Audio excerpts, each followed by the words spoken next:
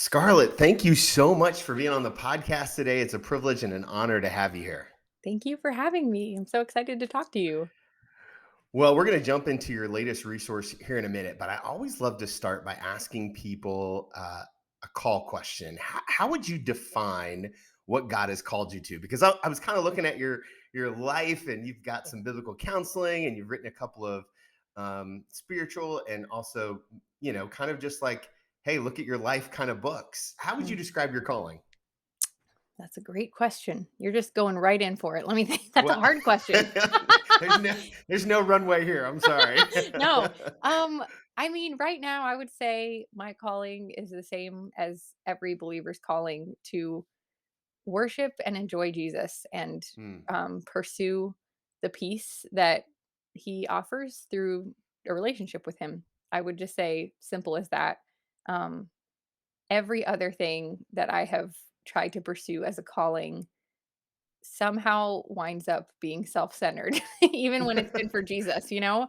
And yeah. so when I wake up every day and just that's my goal, I have found that that is where the joy and peace and the whole living out what I was made for comes into, and I mean, it's a million ways. I'm a mom, I'm a wife, we have our jobs, we have our places we serve. And I really try to keep my brain there because I sure did pursue a whole lot of things in life that left me feeling more restless and empty, even things in the name of Jesus. So I'm sure we'll talk more about this, but that's my answer.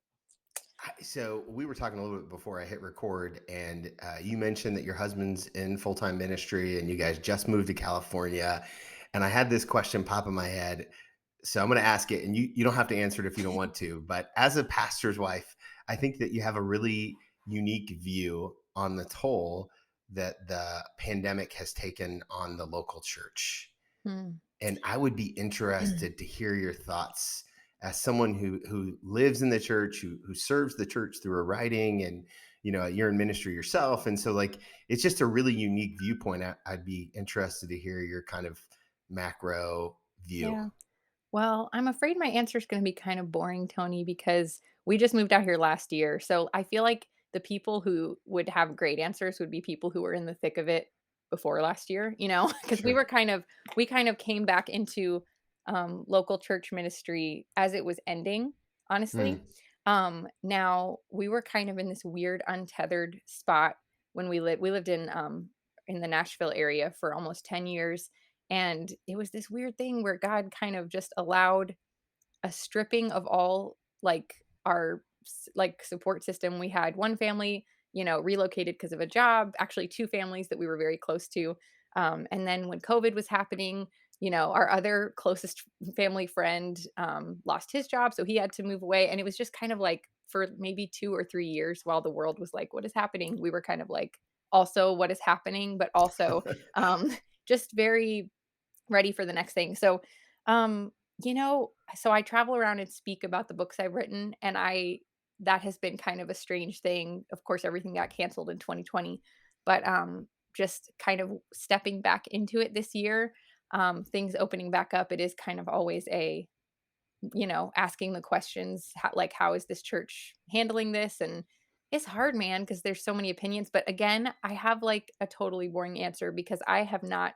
I was a church goer, who, our church went online for a while back in Nashville.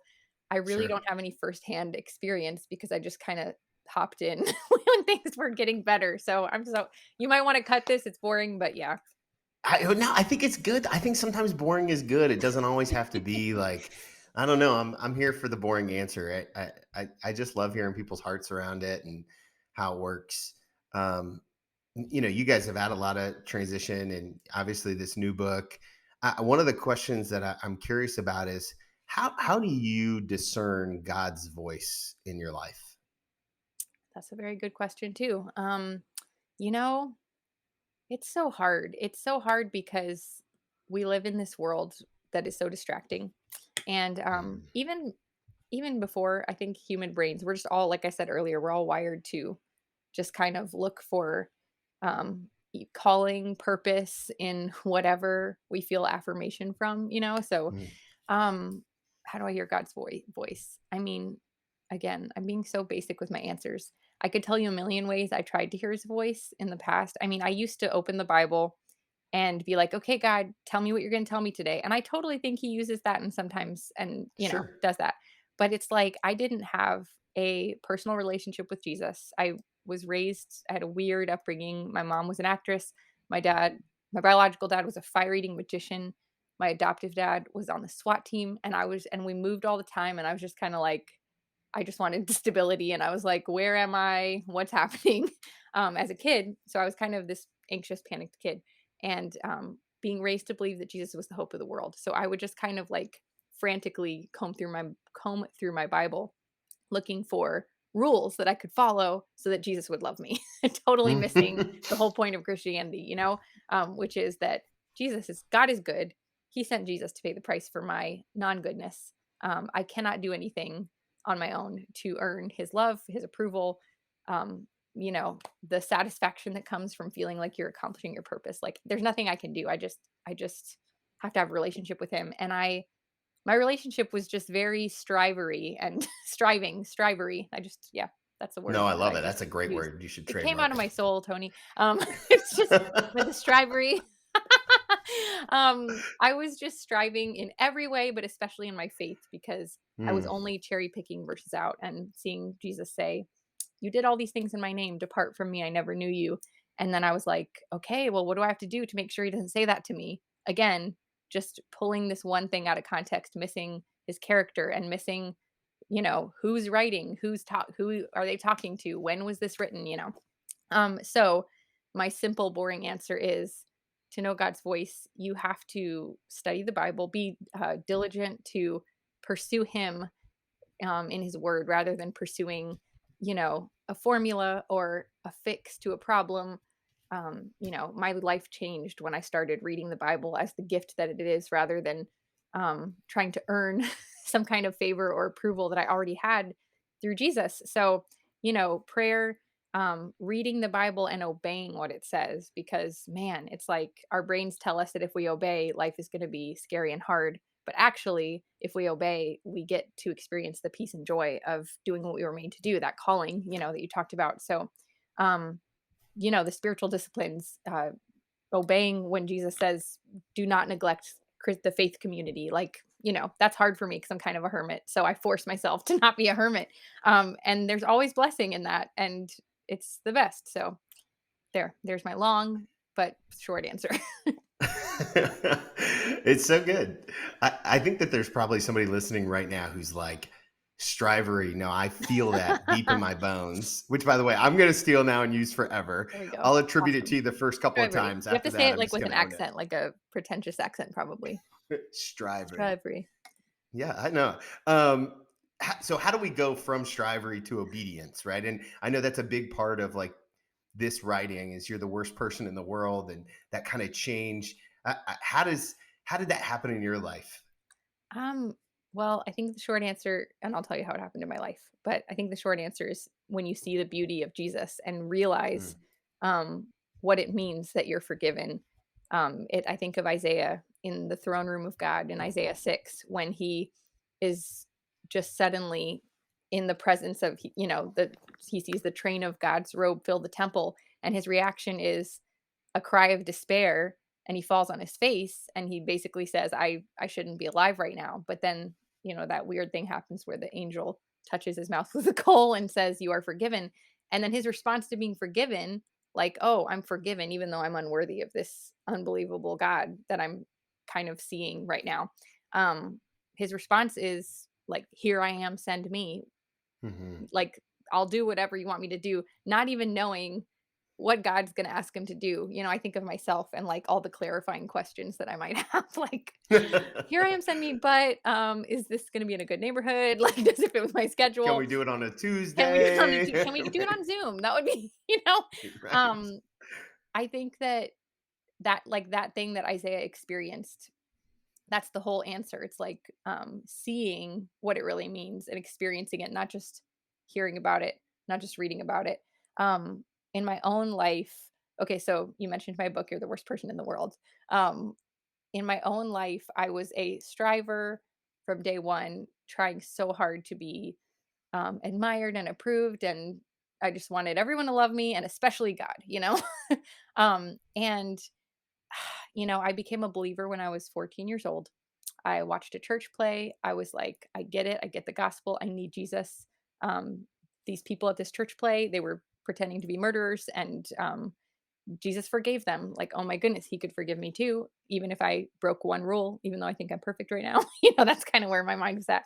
Um, Sure. and I believed it, but then I just like moved that striving nature into my faith. And so I was like the very Pharisees that I was reading about in the Gospels. That's like who I was. And I just, because I wasn't really reading the Bible, I was just kind of like, speak to me, Lord, like I said, and like opening it to whatever and, just cherry picking stuff. Um, I was just very inexperienced, and I didn't really realize the weight of my sin yet. So, like all of us believers, I'm sure, my testimony is there's so many parts to it. In college, when I was stuck in sin and God helped me out of it when I finally obeyed and confessed, that was like, oh my goodness, I'm starting to get what this mercy thing is all about. But the main thing that has helped me happened when I had my firstborn baby, and she was 3 months old. She's now 11, and I was at a pastor's wives retreat. So at this point, I'm already, air quotes, a professional Christian. I have a Bible college degree. You're in the I thick of am it. in it. I'm like I'm a pastor's wife. I mean, I'm at a pastor's wife thing. And so I should have the gospel in my heart by now, right? But I was still I didn't know how to experience the joy and peace that is supposed to come with walking with Jesus. I was so Hmm. frantic and miserable all the time. And I would see Christians and I'd be like, why don't I have what am I doing wrong? And so I would just try harder. And so I'm at this retreat with my baby. I'm the only one who brought a baby because I didn't trust my husband, who's wonderful, to keep her for one night. She was 3 months old because I was so anxious all the time. And so I'm bouncing her in the back, and all these moms are giving good parenting advice, and I'm trying to absorb it and be like, I have to now memorize baby sleep training. I don't know what this is, trying to memorize and absorb all of that. And then it got to this woman named Elizabeth. I don't even really know her, but she was in the room and she just shared a little bit, and God used that moment. I'd heard the gospel a million times at this point, Hmm. but he used her words and her experience to like make it come make sense in my heart. And she just said, "My goal is not to be the perfect wife, the perfect mom, have the perfect kids. I cannot do that anyway. My goal is to just point the people in my life to Jesus, show them that I'm weak and that Jesus is good, live the gospel out in my home." And then she just kind of practically said what that looked like for them. And she said, if I'm mean to one of my kids or argue with my husband, instead of just like trying to hide that, I confess it, I apologize, I say, "I've sinned, I'm wrong, I'm sorry." And then she said, "Then I show them what I do with my sin. I show them how to pray a prayer of repentance, and I remind Wow. them what the gospel means for us. It means that when we fail, we don't have to despair because we're forgiven." And so she just kind of laid this out, and I still have chills talking about it. I've talked about it so many times, but it's like I realized in that moment that my faith goals, my life goals were all backwards, and that when I have a win, when I have a good day, I can rejoice because I can know, like I know me, and I know that that was the work of the Holy Spirit through me. But if I have a Yeah. bad day, which happens probably way more often, because I'm a sinner, I don't have to despair. I can still have joy and peace because I can even use that to say, oh my goodness, family, friend, whoever is witnessing this failure of mine, like, thank God for Jesus. Like, I'm forgiven. And living like that and remembering that makes you more holy because it makes you, Mm. when you have that gratitude and that understanding of yourself and that humility of like, no, I don't have it all together. I'm not enough. I can't fix it on my own. That's the subtitle of my book. Um, that's good news because of Jesus. And then you become more like him because you actually have a relationship with him rather than a fearful, obedience for the sake of your own checklist of things you think make you a good person. So that is kind of what changed my whole life, and slowly like God used that moment with that woman at that retreat to just kind of strip away all this fear and idolatry and stuff I was thinking and doing, and I'm really grateful. Did you ever get to meet her? Yeah, I mean, I was in the room with her with my Yeah, sure. bouncing my baby in the back, and, you know, I it kinda happened, and I just kept it to myself, and then, I mean I don't even know that I'm sure I saw her in passing since, but since I, like, started writing and, like, speaking publicly about her, I have absolutely, Facebook messaged her and thanked her for letting God use her to change my life, yeah, but, like, we're That's loosely I'm always connected. curious. But Like, I'm always curious, like, at someday she's gonna be in heaven and be like, look what one sentence that God gave me did to impact no, so many people," she right? knows, Like, she knows. I have told her, it's good. like, "Hope it's okay. I keep writing Um, books about what you said." Okay. I love it. I love it. So there are seasons in my life where I feel like I get that and I'm living that kind of like really, sanctified kind of approach to life where every day I'm just going to, hey, when I mess up, I'm going to repent. And then there are other seasons in my life where I'm a train wreck and I don't do any of that. How do you stay mission focused on living for Jesus every day versus going back to living for Scarlet? Man. Um, I'm so glad that this just happened 10 minutes ago, but I was in the car with my daughters, and my oldest one just started singing the song I hadn't thought of in a long time by Ellie Holcomb. And oh my goodness, please, Jesus, will you give me the lyrics right now? Because I'm starting to talk about it before I even know if I remember it. It was, oh my goodness, in the doubting, in the something. Okay, it's not coming to me, but the point of the lyrics of this beautiful song from Ellie Holcomb was, "No matter how we feel, in the grief, in the doubting, in the wrestling, like, you're faithful." Um, you know, and just that was the song lyric, and I was so grateful that she sang that because I am having a hard season personally right now. I lost 2 family members last year, Mm, one to suicide, the next one was 16 days later, and it was just this shocking. I know that the whole world has been suffering and experienced these great losses because of just everything, but, I'm sorry. thank you. It was just crazy, and it was almost like, the grief thing. I'm new to grief. I had never lost anyone close to me. And so I've definitely wrestled with how to have peace with especially my uncle who was more of a father figure and suicide, it's like how do I make peace with that? How do I think about that? And man, I say all this just to say, like, I'm going around doing these podcasts and stuff and like trying to encourage people to, like you said, like stay connected and stay on the mission. And I think a big thing to remember with that is that all of us, like, I used to think, oh, I'm a professional Christian. I should have this down by now. Like, there are no professional Christians. There's just us. We know ourselves. There's just us people. And then there's the good God who is faithful, no matter how we feel, no matter how we wrestle, whether or not we are checking the boxes of obedience. He is good and he's faithful. And it's his goodness that saves us and that gives us access to him. So, like right now, I wouldn't say I'm like killing it in my brain. Like my brain is my brain is struggling right now.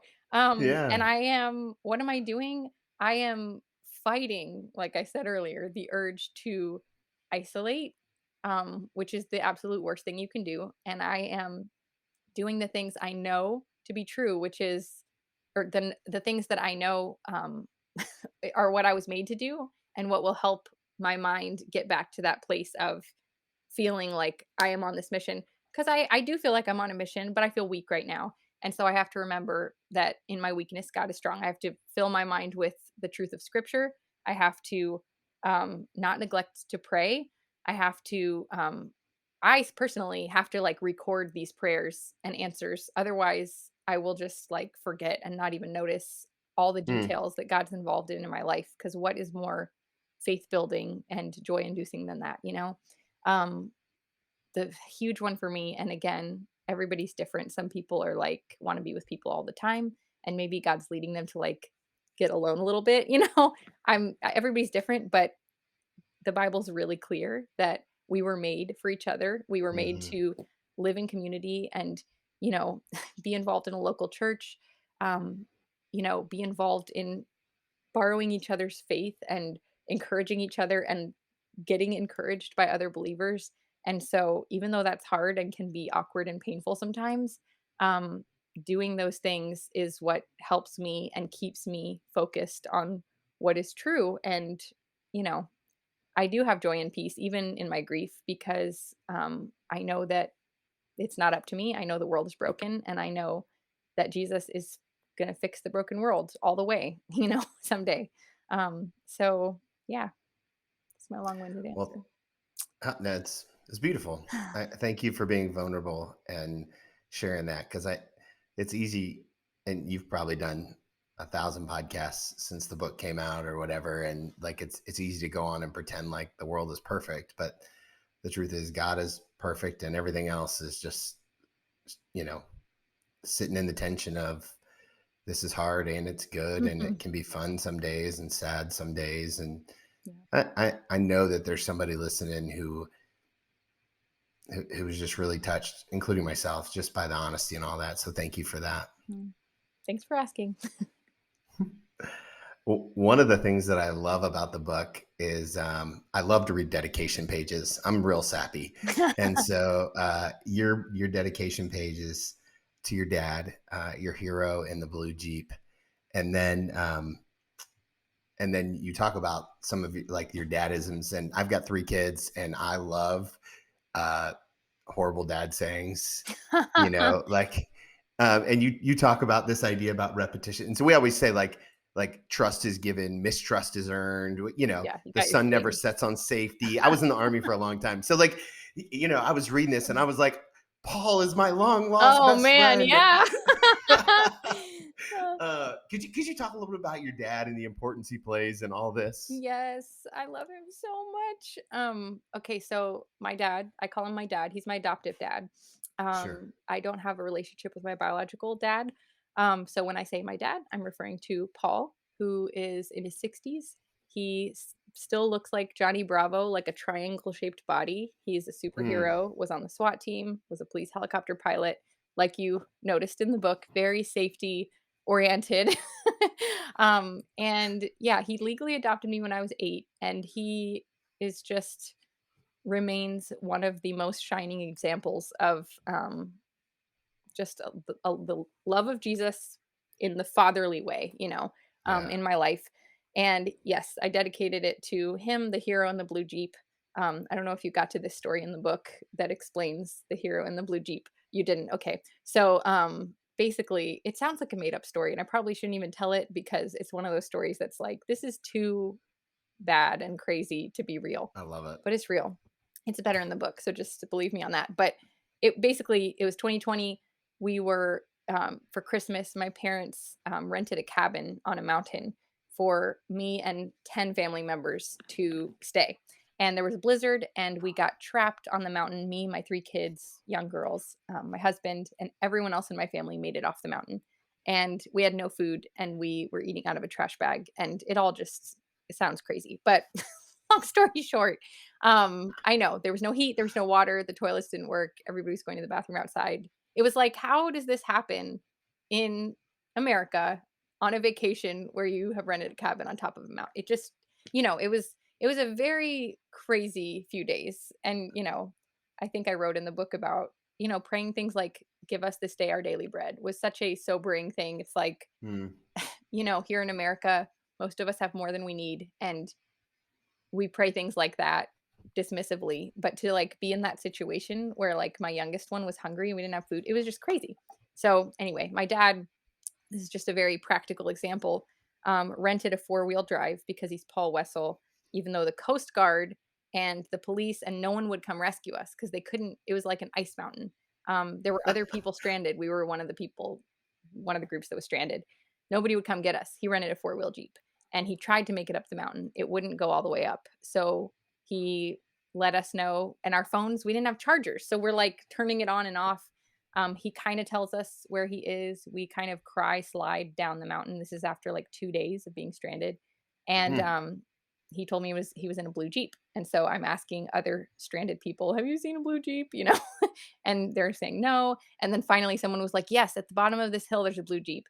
And I mean, it was seriously a movie, except it was real life and it was terrifying. But, I round the corner wet and haven't showered in days. It was Christmas, it was like Christmas, the day Sure. after Christmas.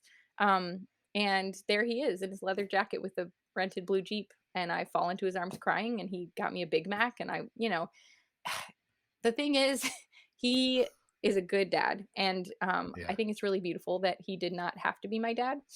I know that, I mean, no dads have to be dads, we all Yeah. make our own choices, and a lot of us have father pain, which obviously I'm alluding to. I'm not going deeply into it, but just to have a man who just decides, I'm going to make you my child, you're going to be part of my family.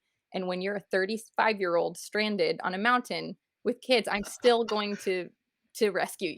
I'm still going to be there at the bottom. I'm going to do whatever it takes, Liam Neeson style. Like Yeah. whatever it takes, I will find you.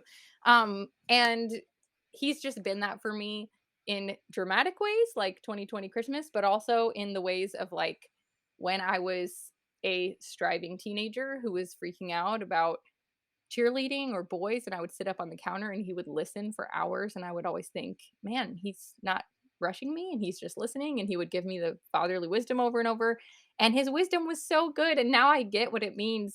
One of the things was, all sin leads to heartache. All sin leads to He would always say that when I was gonna go out as a teenager, and I just thought he was trying to keep me from doing drugs and, whatever.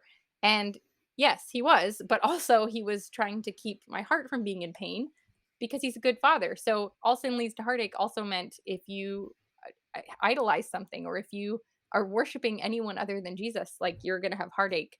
And now, as a believer who has experienced God in my own life, I see how loving that was for him to give me rules and warn me about the pain of sin and all that. So, anyway, I dedicated it to him because he's been one example of many I'm very grateful to have who have taught me the truth and who have taught me that it's not about me and my goodness. And he's just a good dad. I don't know. I could talk about him all day. He's the best. That's beautiful. Paul Wessel, Um, yeah, I'm thankful for guys in the world like Paul. So that's the for sure. man, the myth, the legend. I am curious. Did you have you adopted any of your own Yes, Paulisms actually. or Oh, Weslelisms? And you, I thought you were like, saying adopted a child. Yes, one of our daughters no, is adopted. I did know that. I did know that, but Paul I'm more Wesleyan. thinking about the horrible or like repetitive, like, Yeah. really daddy. Do you guys have any family mottos like that? Hmm. Like, Um, I'm just curious if it was like passed down to you, and then I don't I it's think okay if I it's think I not. broke the chain of repetitive phrases. I broke that chain, even though I'm so for it. I don't know. I can't maybe I'll think of it Well, in I an mean, your hour. oldest is 11, My right? oldest is 11. So you're really not to the place where you need a lot of repetitive sayings yet. Yeah. I've got a 16-year-old, Oh, and man. we are in the thick of it, and the Oh. repetitive sayings. All sin leads to heartache. Um, All I, sin, just yeah, take that one. I always say that there's always a consequence for sin, Yes. but this is much nicer. It's, I mean, it's same not sentiment. nicer, but like, yeah, Yeah. yeah, it feels less. Yeah, Yeah. yeah. That's how has you mentioned the adoption? We should go there. How has that experience um, changed you? Oh, man. That's another thing that has just so dramatically revealed my own weakness, which I always end up grateful for, because the thing Hmm. is, if we never stepped into anything difficult, or me anyway, if I never experienced a difficulty, I know I would be so one of those people believing the self-sufficiency lie of I got this, I'm doing great, you know, checking the boxes. Um, my husband always wanted to adopt since he became a believer before I met him. I Mm, did not want to adopt because I was a very safety conscious, fearful, panicky person. And before that encounter with Elizabeth, who helped me see that I could actually rest in the goodness of Jesus, stop striving, stop self isolating, protecting. Before all that, I was too scared to step into something like an adoption, even though I had been adopted by Paul and that changed my whole life. You would have thought it right. would have melted my heart and but no, I was too scared. But yeah, it's such a long story, but God used people. God used after that Elizabeth thing. I was more faithful in my small groups at church rather than like just going and being very arm's distance. I actually got involved with other people. And God just used them. They were just, studying the Bible next to me. They weren't saying, "You better start doing this." I was just changed by being in God's word with other people being in Mm. God's word on a regular basis. And I don't know, God just led us to adopt her, and she has some special needs. She's this amazing miracle. She's Oh adorable, my by the way. goodness, she's the cutest thing in the world. You She's should go follow Scarlett on Instagram right now just for just for the joy stuff that she content. does. She is Yeah, so just for cute. joy content. That's exactly right. Yeah, her name's we renamed her Joy. She's so cute. Yeah, when we met her, she had no physical outer ears at all. She was the Hmm. size of an 18-month-old, but she was almost 4, not potty trained. I mean, it really was one of these, like, the doctor said, "Don't do it." We knew God told us to do it. I had peace because God was like, "She's your girl." So I was like, "Hey, pediatrician, will you still be the doctor though? Because we're gonna do it. I hear you, but saying not don't do it, but we're just gonna do it." And that was such a cool thing too, because the doctors got to witness this miracle that God decided to do. Wow.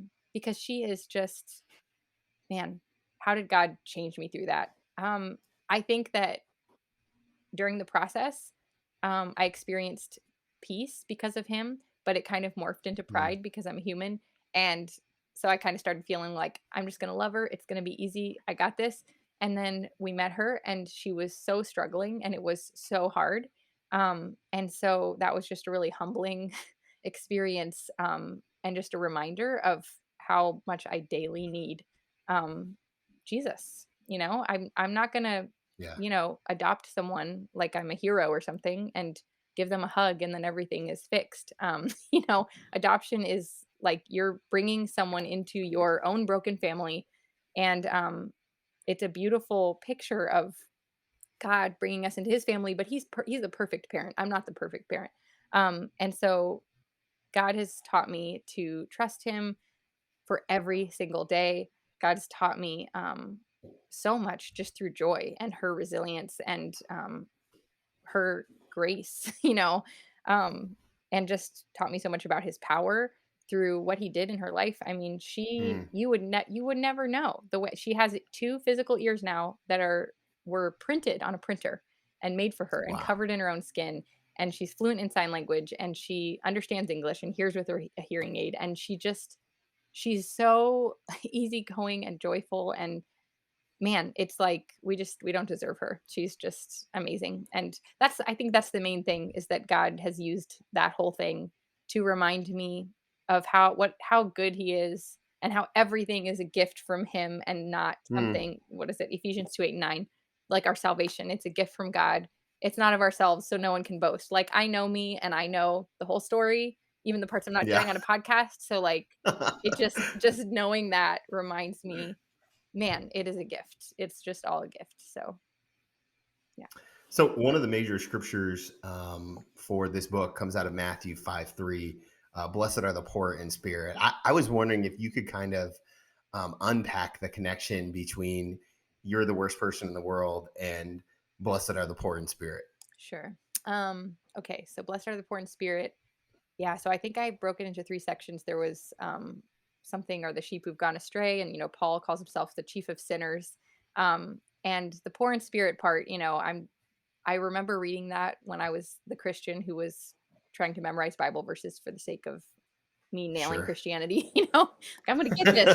And I remember reading that and being super poor when I read it for like the first Hmm. time, being like, "Oh my goodness, I'm doing so good because I'm poor and I'm a Christian. Got it, did it."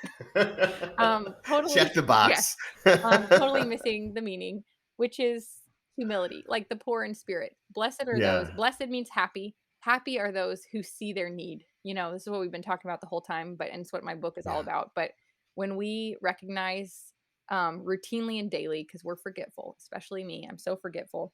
When we see how little we have to offer, um, I think that the world and our own hearts that are deceitful, that's what God's word says, will lead us to try to think the opposite. Like, blessed Hmm. are those who are killing it and hustling and doing a great job at everything. And the thing is, we all want to do, like, I want to do a great job in this interview. So do Sure. you. I want to do a great job at parenting. We want to do a great job.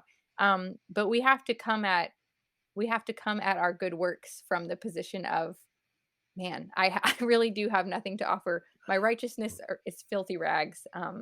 Praise God that He's given me the strength today and the grace today to serve my family and do what He's called me to do. But yeah, instead of the opposite, which is to be prideful, which is so easy to do, even when I was in the midst of this adoption, which was so God led, birthed out of, me being in a Bible study. And yet here I find myself in China thinking, like, why is this so terrifying to me? Oh, yeah, it's because I thought somewhere in there that, I could do something or behave in a certain way that would make this an easy, beautiful love story. And it is a beautiful love story, but it's not been easy, and it's not been my love that has changed Joy's life. Oh my goodness. I could cry just thinking about this. I mean, it's just the Mm, supernatural love of God that got us on that plane, and the supernatural love of God that sustains us every day and that gives us purpose and meaning and peace and et cetera, et cetera. This is, man, I feel like I'm in hey, look, Christian that'll counseling. preach. This has been a great time for me. I really do love the vulnerability, so I feel like we're getting really great stuff here. So I appreciate it. I was gonna ask this. I'd already written this down, so this next question is gonna feel like a follow up to Christian counseling. But um, how has it been? I mean, the book's been out in the wild now for a little bit as we record this. How has it been seeing? I mean, it's full of your personal stories. Mhm. It's a self-deprecating, glorifying God kind of book. Like, I don't mean that in a bad. I No, don't no, know how it to. is true. That is accurate. Yeah, I'm trying not to sound like a jerk. No, no. How is it having all your stuff out there and for the world to see? How's that been for No, you? Tony, you can't get this wrong. Every chapter is titled worst and then something that I I know. have done, or worst mom, worst wife, worst. Yeah, that is what I put into the world. So That is what you put in no there. offense Yes. taken. It's been, I was the most anxious releasing this one for sure, but had to keep reminding myself of the whole point. The whole point is I Yeah. hope that when people read this book, they think more than just, wow, this person who wrote this is terrible. Like, I hope that's not the main takeaway. I hope the main Mm, takeaway is that they see themselves in the stories of my own failures, and that they see that we are all that, Romans 3, we all have sinned, we all fall short. We all are poor in spirit, whether we live like it or not. Well, no, that's not true. We are all poor spiritually, without what Jesus did and does. He's alive and his word is living and active, So it's been, I this is not my first book. My first one is behind me, the mustard colored one, Afraid of All the Things. That was, I think, a different feeling because I had never put myself out there before. This one, I kind of feel like I've already said so many bad things about myself. Just add it to the pile. I don't know. I've had less anxiety since it's come out. uh, Um, I hope it encourages people. And hey, there's nothing I can do about it now. It's there. it's out there now. It's out there now. Yeah. Uh, Jesus is coming back someday, so it'll all be fine. Amen. Amen. Uh, okay, I have one more question for you, but before I ask it, I know that my listeners are going to want to follow you all over the interwebs. Where's the best thing to learn all things Scarlet? Probably my website, you'retheworstpersonintheworld.com. Your is spelled Youre, so almost correctly, but you can't put an apostrophe on the World Wide Web. So my name, I would say scarlethiltibidal.com, but that's a hard name to spell. So I'm on Instagram a lot, Scarlet Hiltibidal. That's where I spend most of my social media time. Twitter, I'm And not good again, at you it. should follow her on Instagram just for the joy No, content. just for the joy content. Um, okay, last question I always love to ask people. It's an advice question. Okay. And I'm going to ask you to give yourself a piece of advice, except I get to name the specific time. Okay. So I'm going to take you to the day after you heard Elizabeth speak. Hmm. So if you could pull up in front of that younger version of Scarlet and sit knee to knee with her and hold her hands and look her in the eye, what's the one piece of wisdom you're giving her? Wow. I mean, that moment, it would be, hey, did you hear what that lady said? What else am I gonna I love add it. to what Elizabeth said? I mean, that was the advice that changed my whole being, you know? I totally believe I was already a believer, but I think there are a lot of believers who don't know how to have abundant life today because they view their salvation as a one time. I mean, if you read Galatians, my church is studying the book of Galatians right now. Oh my goodness, it's Hmm. exactly this. If you haven't read Galatians in a while, go back and read Galatians where Paul is saying to the church of Galatia, um, you know, the gospel's like don't preach a different gospel, one of, works because Jesus died for nothing. If it, if you abandon grace, Jesus died for nothing.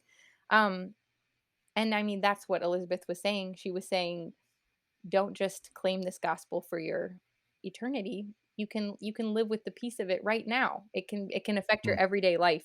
And I think it took me a long time to be able to put that into words and actions. But I think sitting with her and then the Scarlet of the next day was just kind of like, oh, there's another way to live.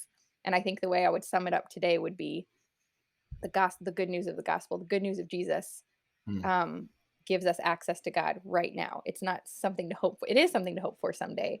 Like when we're fully whole and the world is not broken anymore and everything has been Yeah. made new. But also today, like we, even in the midst of deaths in families and moves and hard life stuff, we can have access to peace and joy.